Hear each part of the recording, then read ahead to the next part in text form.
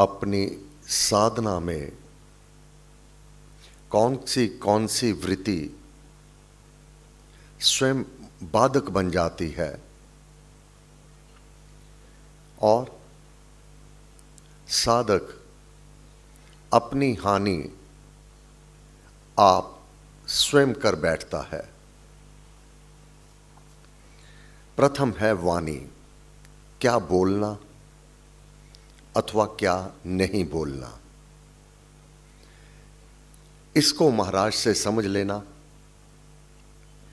भक्ति प्रकाश 152 पृष्ठ, वचन के साधन। महाराज ने कहा, सुसाधन कहूं वचन के, सिमर देव भगवान। ये जीवा तुझे दी है भगवान के गुणगान करने के लिए, किसी की निंदा चुगली करने के लिए। यह इस जीवा का, अपने भावों का यह दुरुपयोग होगा। वाणी का वह ईश है, बृहस्पति जगदीश, दिव्य विमल आदेश से तारे सुजन मुनीश, मुनियों में भी जो श्रेष्ठ है उनको भी तारने वाला यह वाणी है। क्या बोलना अथवा क्या ना बोलना। महाराज ने तो यहां तक कहा है कि मनुष्य को अपने जीवन में वाणी का संयम तो करना ही चाहिए।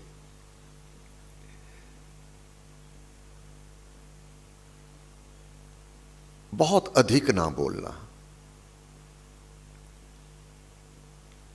अपनी दिनचर्या में भी जहां आवश्यक हो अपनी बात कहने की तभी बोलना, अन्यथा हृदय में मन में नाम जाप करना वही उत्तम है। क्यों? वाणी तानी कर्म की, तंतु बने संस्कार, जन्म भोग कपड़ा बुना पहने जो संसार। यह देह की प्राप्ति, स्थान की प्राप्ति, जन्म, यह वाणी निर्धारित करती है। तुम कैसा बोलते हो, क्या बोलते हो, किस प्रकार से बोलते हो, सत अथवा मन में भेद रख करके बोलते हो, वैसा ही चोला, वैसा ही स्थान प्राप्त हुआ जा करता है। फिर 3 दोष हैं वचन के।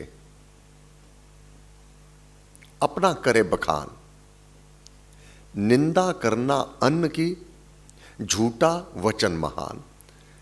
अपनी तो प्रशंसा आप करना, दूसरों की निंदा करना।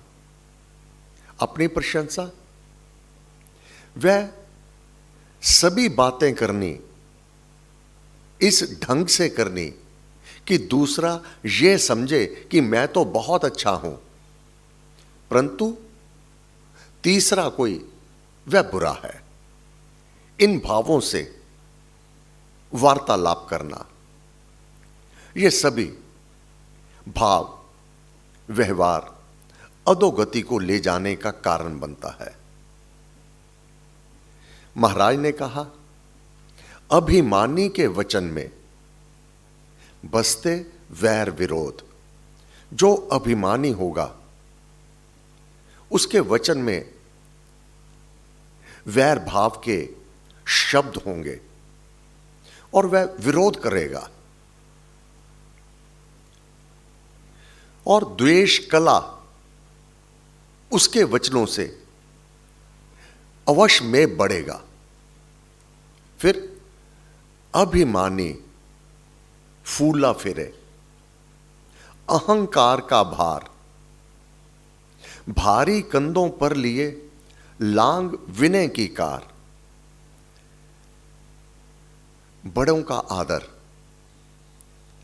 हमारे हिंदू संस्कृति में कोई गरीब है अथवा अमीर है, ऐसा नहीं। कोई निर्धन भी अगर वृद्ध अपने सम्मुख आ गया तो उससे बड़े आदर से, सत्कार से बात करना, यह हमारी संस्कृति है।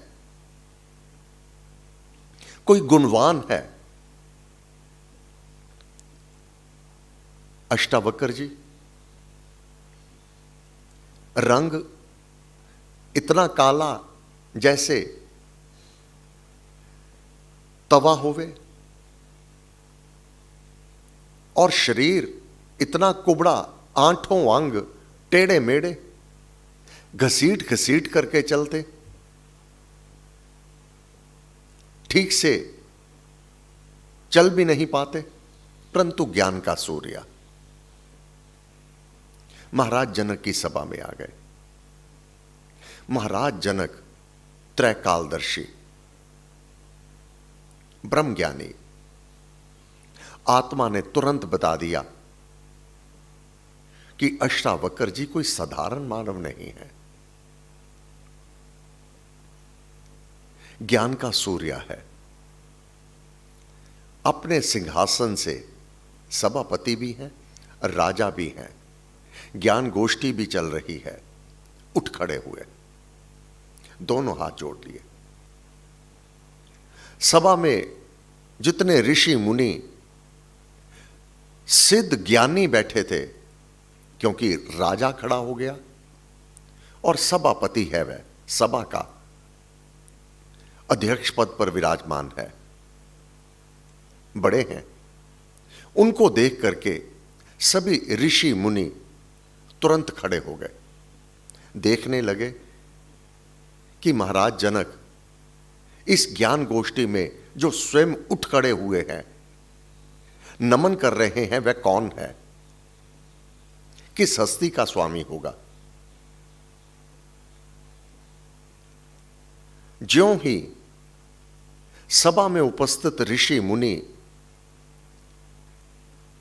विद्वानों ने उस काले कुबड़े मनुष्य को देखा, हंस पड़े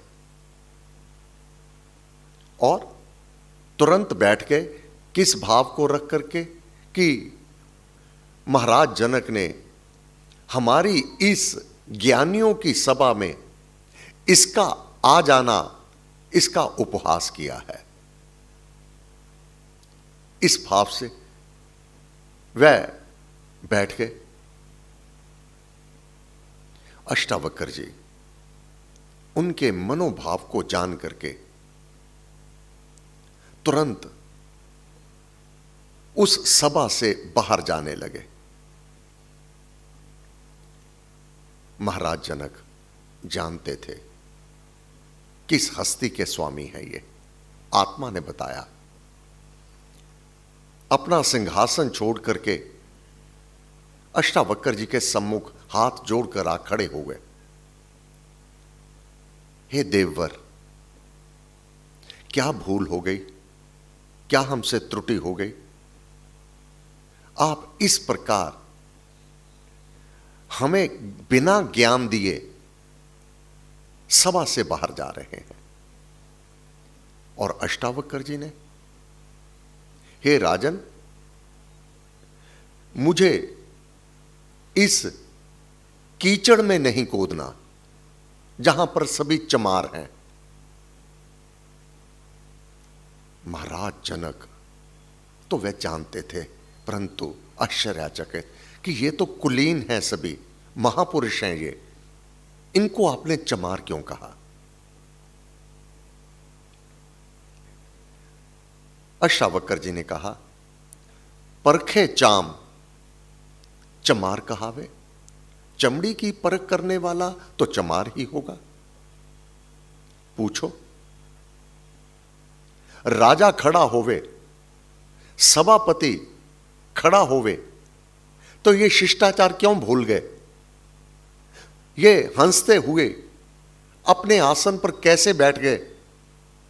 मेरे को देखकर, मेरे इस कुबड़े और काले रंग को देख करके मुझे इन्होंने खाली मान लिया।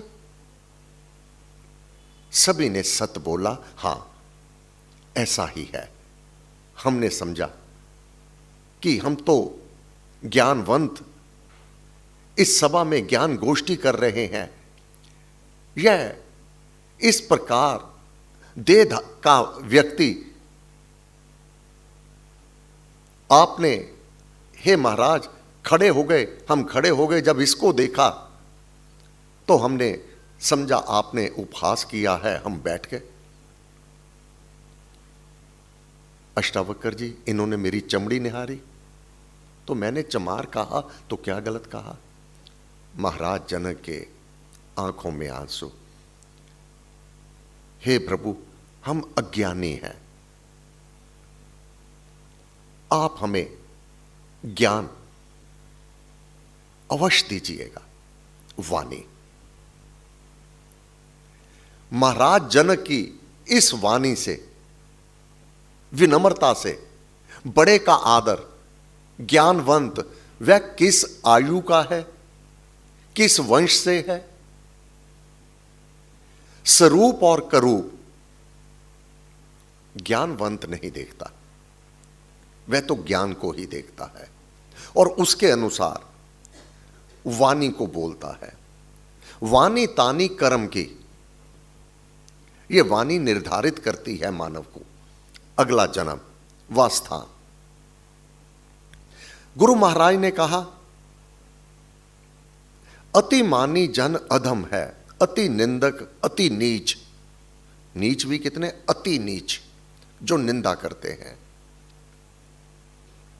मिथ्या मान बढ़ाई के, मिथ्या अपनी मान और बढ़ाई, झूठी, स्वयं ही अपने शिष्यों को आगे पीछे स्वयं चल करके स्वयं निर्देश देना, मेरे लिए ऐसा करो, मेरे लिए ऐसा करो, मेरे लिए ऐसा। मिथ्या मिथ्या मिथ्या मान। पड़े कीच के बीच मिथ्या मान अपना, अपनी बड़ाई, अपनी प्रशंसा, वह तो कीचड़ में पड़े हुए हैं। तुच्छ गिने जन अन्न को, दूसरे को तो वह तुच्छ मानते हैं। रामायण में अपनी प्रशंसा, अपनी बड़ाई स्वयं करते हैं और अहम भाव में फूले फिरते हैं। तुच्छ गिने जन अन्न को, निज गुण का कर गान, अपने गुणों का गान स्वयं करते हैं कि मैं तो कितना बड़ा हूं। सब जनों में ऐंठ से पाए घोर अपमान।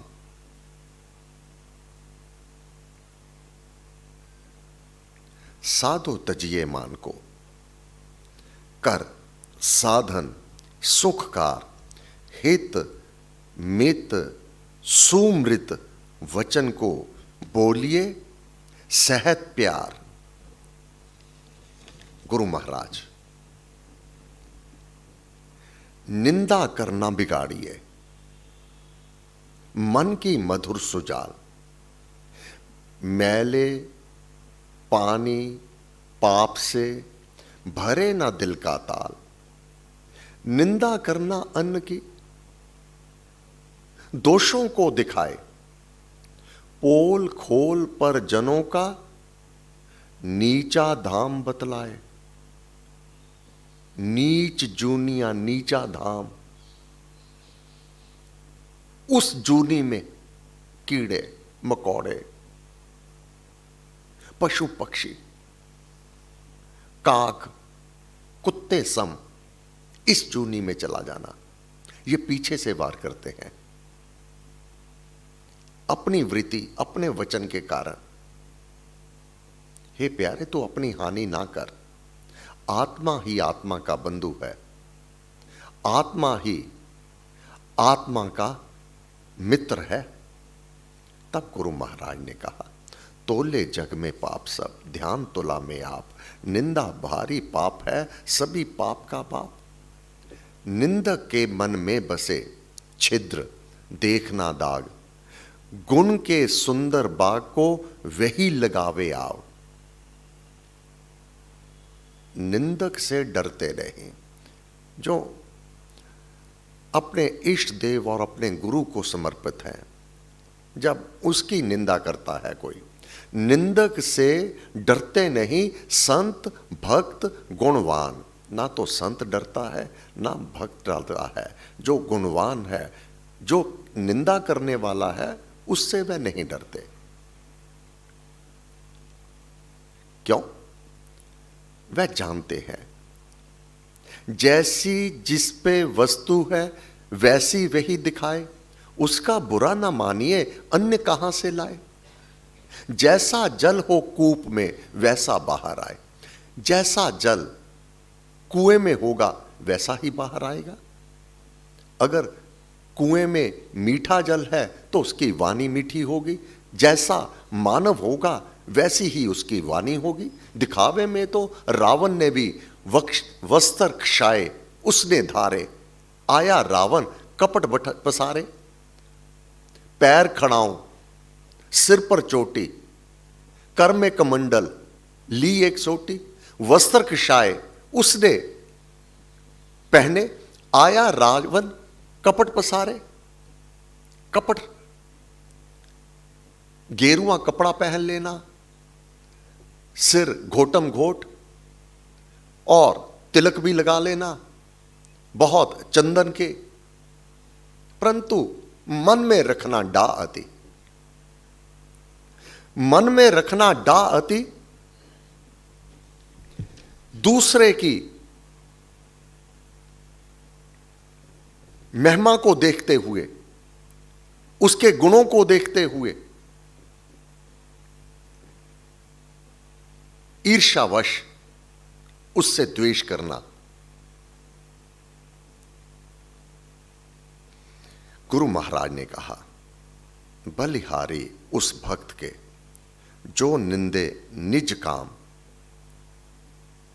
डरिए अपने राम से, जपिए उसका नाम। अपने कर्म निहारिए यही सियाना काम।